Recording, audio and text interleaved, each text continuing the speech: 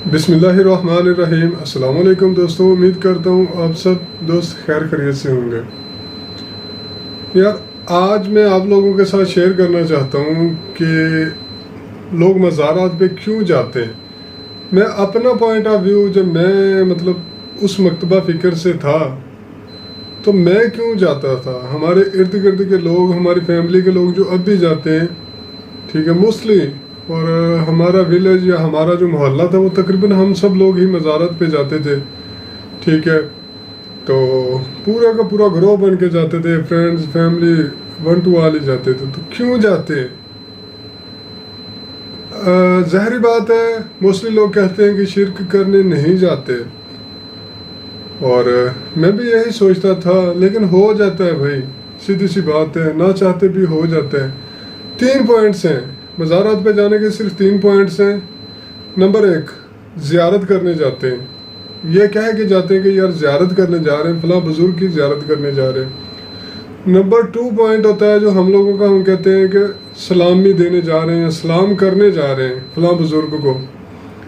Number 3 पे जो होता है वो होता है, हम लोग बोलते हैं कि मन्नत उतारने जा रहे हैं, ठीक है। ये 3 जो होते हैं, जो हम लोगों के बेसिक होते हैं मज़ारात दरबारों पे जाने के लिए। मुझे नहीं पता कि किसी और का चौथा पॉइंट भी होगा या कोई और किसी और नियत से जाता होगा, वो उनका अपना है। लेकिन जो मेरा अपना या मेरे मोहल्ले गांव में या घर में जो चलता है, जो लफ्ज़ यूज़ होता है, वो यही यूज़ होता है कि हम लोग सलाम देने जा रहे हैं, फलां दरबार पे सलाम देने जा रहे हैं, सलाम करने जा रहे हैं, फलां बाबे को सलाम करने जा रहे हैं, या फलां बाबे के दरबार पे हाज़िरी लगाने जा रहे हैं, ठीक है।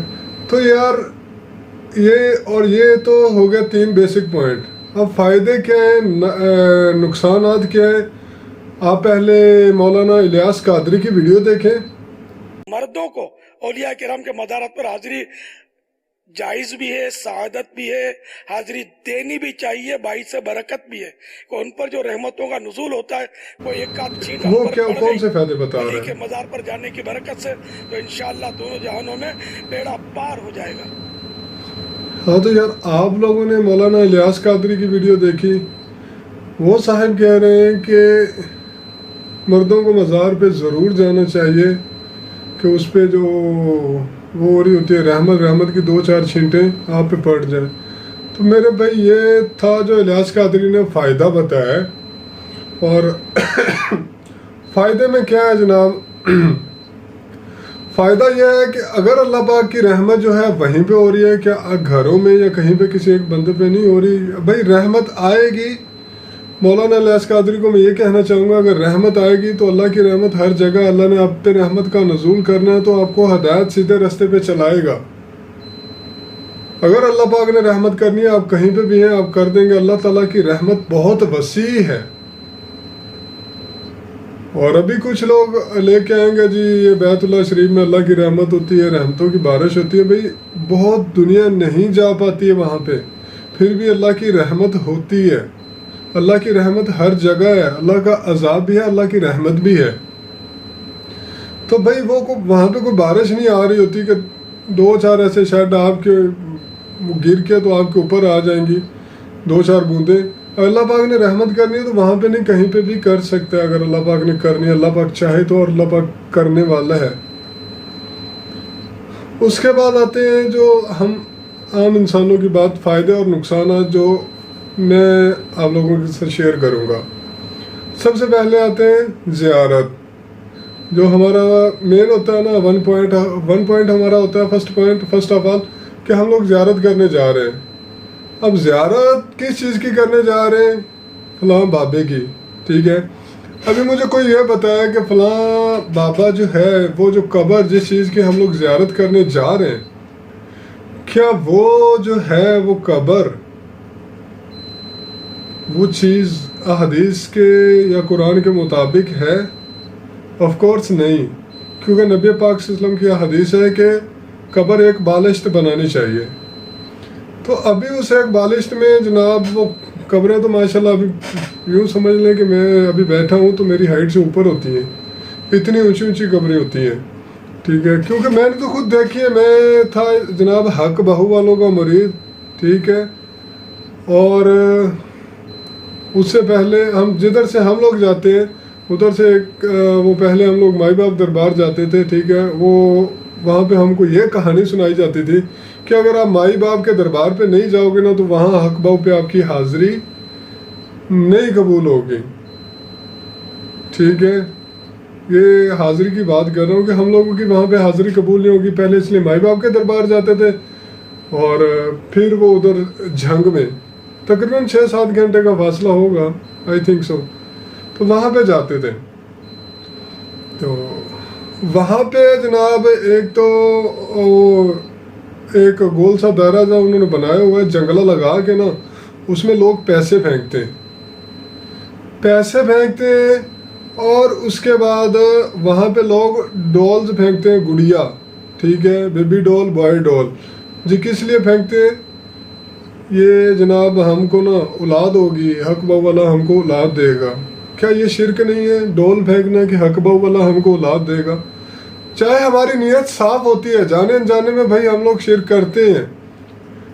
وہاں پہ ڈول پھینکنے کا کیا مقصد ہے؟ اللہ پاک قرآن پاک میں ہر جگہ اللہ پاک نے قرآن پاک میں فرمایا ہے کہ میں چاہوں بچے دوں، میں چاہوں بچیاں دوں، مطلب لڑکے اور لڑکیاں، میں چاہوں تو بانجھ رکھوں، میں چاہوں تو دونوں دوں، اللہ پاک قرآن پاک میں فرماتا ہے۔ تو پھر وہاں پہ ڈولز ڈالنے کا کیا مطلب اور کیا مقصد ہے؟ اب آپ کہیں گے کہ شرک میں نہیں آ رہا، جب میں بھی جاتا تھا مجھے بھی ایسا کچھ نہیں لگتا تھا، وہاں پہ وہ سجی سجائی ڈول بھی پھینک دی جاتی ہے کہ جی یہ میرے بیٹے کے لیے دلہن، میری اماں نے بھی پھینکی ہوئی تھی، بہت سال ہو گئے ابھی تک۔ تو اللہ کریم ہے یار، جو چیز آپ کے نصیب میں ہے، بیٹا بیٹی، جو بیوی ہے، بچے ہیں، جو کچھ ہے وہ آپ کا اپنا نصیب ہوتا ہے، ٹھیک ہے۔ اس کے بعد آ جاتے ہیں وہ اگر اللہ دے دیتا ہے، اگر اللہ اولاد دے دیتا ہے، وہ وہاں ڈول پھینکنے سے نہیں ملتی، اللہ اپنے آپ سے دیتا ہے۔ جو کچھ اللہ رحمت کرتا ہے وہ خود سے کرتا ہے، اللہ کسی کا محتاج نہیں ہے۔ کیا وہاں ڈول پھینکنے جاؤ یا وہاں ڈول پھینکنے جاؤ تو آپ کی سنی جائے گی؟ نہیں، یہ شرک میں ہی آتا ہے میرے بھائی، کیونکہ اولاد دینے والا اللہ ہے۔ تو اب مجھے یہ بتائیں کہ اس کے بعد ہم لوگوں کو اللہ دے دیتا ہے، اس کے بعد ہم منت کی باری پہ منت کہ ہم لوگ وہاں پہ مان کے آتے ہیں کہ حق باؤ والا مجھے اولاد دے گا تو میں یہ منت اتاروں گی، یہ کروں گی، اتنے لوگوں کو کھانا کھلاؤں گی، یہاں پہ آ کے پوری فیملی کے ساتھ چکر لگا کے جاؤں گی۔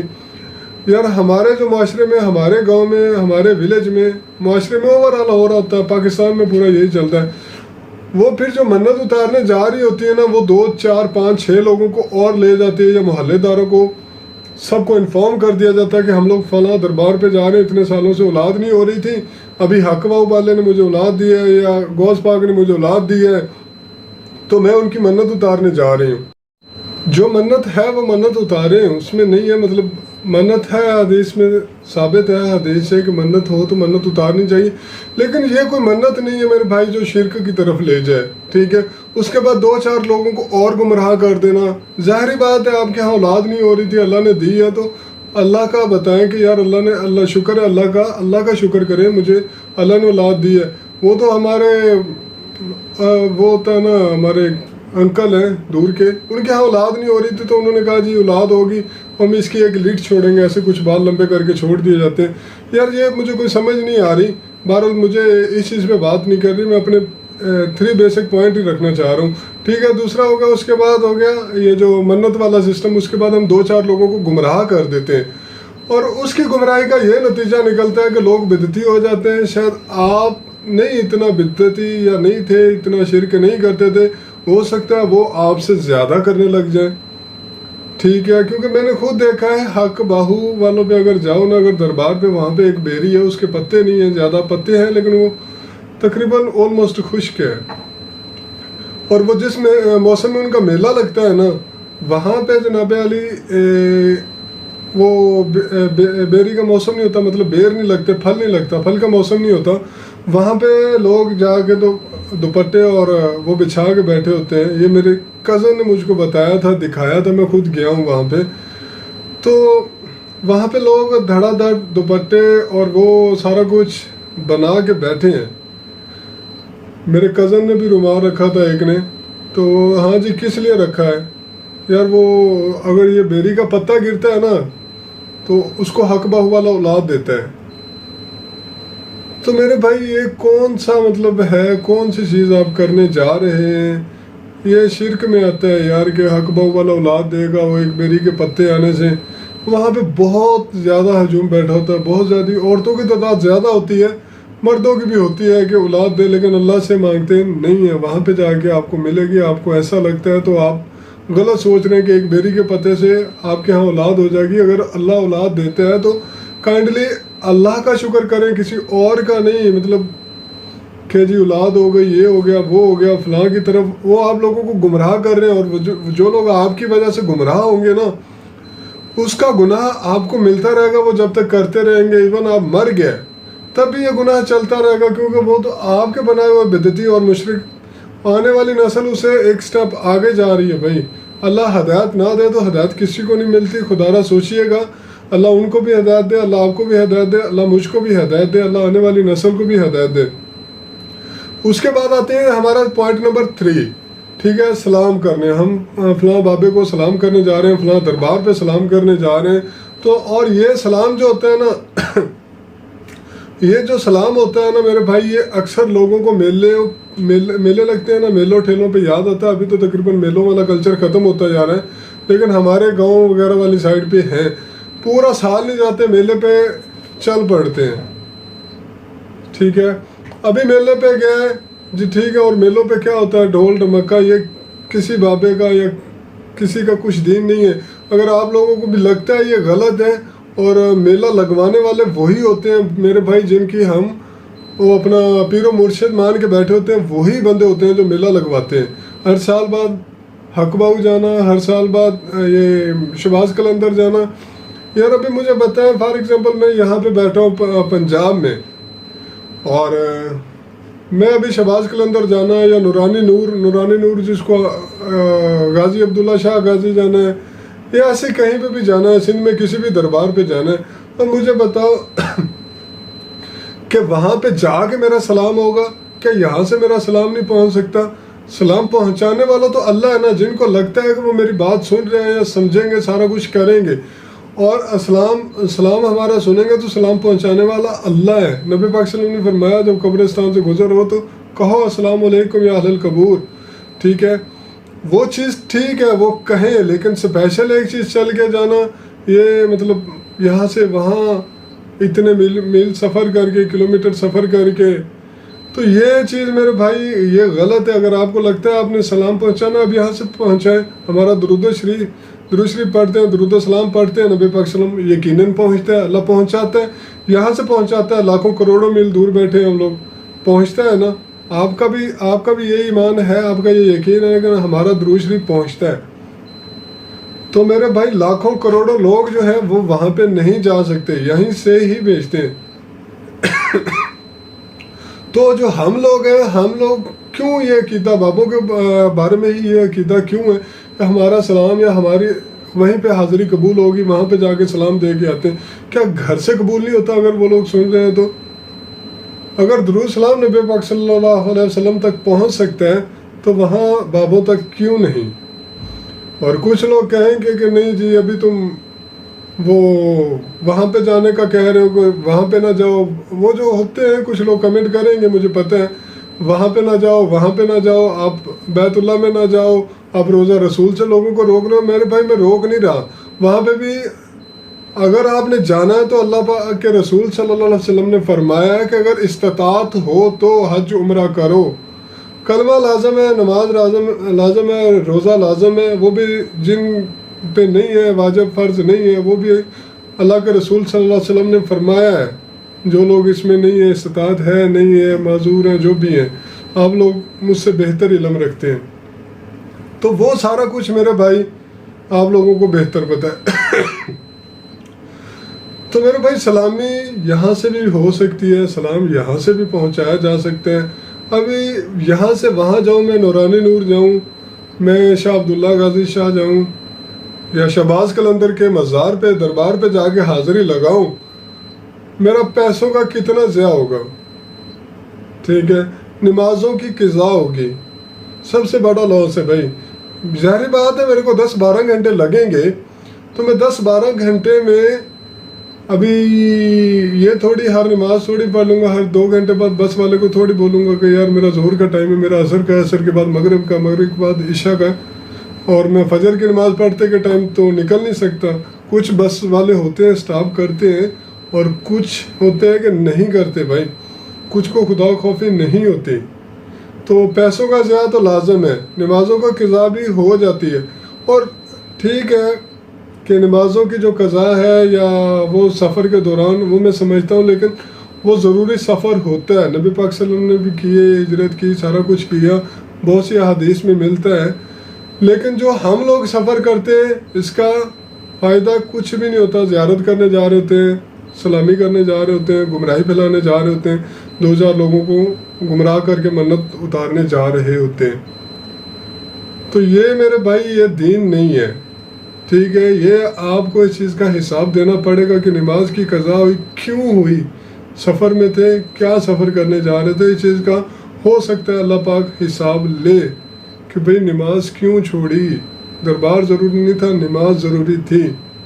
اور پھر وہاں پہ میلے، اور تقریباً آلموسٹ جتنے وہ دربار میلے بنے ہوتے ہیں، چھوٹے چھوٹے بڑوں میں تو مسجدیں ہوتی ہیں، تو چھوٹے چھوٹوں میں مسجدیں نہیں ہوتی، تو وہ میرے بھائی سراسر جو ہوتا ہے نا، نمازیں جا رہی ہیں آپ کی، زیارت سلامی وہ آپ کی گھر، جو سلامی ہے آپ کی گھر سے بیٹھے ہو سکتی ہے، اور جو بزرگ صاحب ابھی فرما رہے تھے مولانا الیاس قادری کے فائدے 2-4 چھینٹے ہیں، تو ان کی تو ساری میرے بھائی ڈاکٹرین جو ہے نا خوابوں پہ چل رہی ہے۔ فلاں بندے کو خوابوں میں آ کے زیارت کرائی، امام ابو حنیفہ کو 99 بار زیارت ہوئی، 99 دفعہ زیارت ہوئی امام ابو حنیفہ کو، یہ لوگ فرما رہے ہوتے ہیں، ٹھیک ہے؟ اور یہ لوگ کہتے ہیں کہ فلاں بزرگ کو خواب میں زیارت ہوئی، اور فلاں بزرگ کے بندے میں خواب میں یہ مولانا الیاس قادری گئے اور ان کی زیارت ہوئی۔ پتہ نہیں ان کو سمجھ کیسے لگ جاتا ہے کہ یہ رسول اللہ صلی اللہ علیہ وسلم ہے، یہ سبز امامہ نبی پاک صلی اللہ علیہ وسلم نے فرمایا ہوا ہے، یہ سبز امامہ مولانا الیاس قادری کا ہے۔ یار مجھے کوئی سمجھ نہیں آ رہی میرے بھائی، میں یہاں ان کے خلاف بات نہیں کر رہا، لیکن میں حق بات کر رہا ہوں کہ جو چیز حق ہے حق کو تسلیم کرنا چاہیے۔ یہ میرا اپنا پوائنٹ آف ویو ہے، 3 جو بیسک ہیں وہ میں نے آپ کے سامنے رکھ دیے۔ پتہ نہیں میں آپ کو سمجھا پایا یا نہیں، کیونکہ میں نہ یوٹیوبر ہوں، نہ ایسے میں ویڈیوز اپلوڈ کرتا ہوں میرے بھائی، میں ویسے عوام کی اصلاح کے لیے کہ شاید مجھے کوئی سن کے سمجھ آ جائے اور میرے پچھلے گناہوں کا کفارہ ہو جائے یا صدقہ جاریہ بن جائے، میں بھائی اس لیے ویڈیو بناتا ہوں، ٹھیک ہے؟ نہ کوئی پروفیشنل ہوں، نہ میرے پاس کوئی کیمرہ ہے، میں بس موبائل اپلوڈ کر کے آن ڈیوٹی شرٹ ریموو کر کے اپنی، ٹھیک ہے، وہ یونیفارم میں نے ادھر نکال کے یہ شرٹ پہن کے تو میں ویڈیو بنا لیتا ہوں، ٹھیک ہے؟ کمرے میں بیٹھ کے آلوز میں ادھر ہی بیٹھا ہوتا ہوں، کنٹرول روم میں بیٹھا ہوں۔ تو کچھ لوگ، یہ میں اس لیے بتا رہا ہوں کیونکہ کچھ لوگ کہہ رہے ہوتے ہیں کہ یار آپ جو ہے نا مطلب یہ کیمرہ اچھا لے لو، یہ ویڈیو بیک گراؤنڈ، یہ سارا کچھ، یہ ساؤنڈ بھی آ رہا ہے ٹیں ٹیں کا، یہ بھی سسٹم کا ساؤنڈ ہے۔ تو میرے بھائی میں آپ کو امید ہے سمجھ گئے ہوں گے، جو بھی ہوں جیسا بھی ہوں، اور جو میں نے کہنا تھا وہ بھی تقریباً میں نے کہہ دیا۔ اگر پوری ویڈیو دیکھیں گے اوپر آگے پیچھے نیچے تو ہو جائے گی، سمجھ آ جائے گی، شاید اللہ آپ کو ہدایت دے۔ اگر میں نے کوئی غلطی کوتاہی بیان کی ہو تو اللہ مجھے بھی معاف کرے، اور اللہ آپ کے گھر والوں کو صحت سلامتی دے، اللہ میرے گھر والوں کو بھی ہدایت صحت سلامتی دے، آمین۔ دعاؤں میں یاد رکھیے گا۔ خدا حافظ، اللہ حافظ۔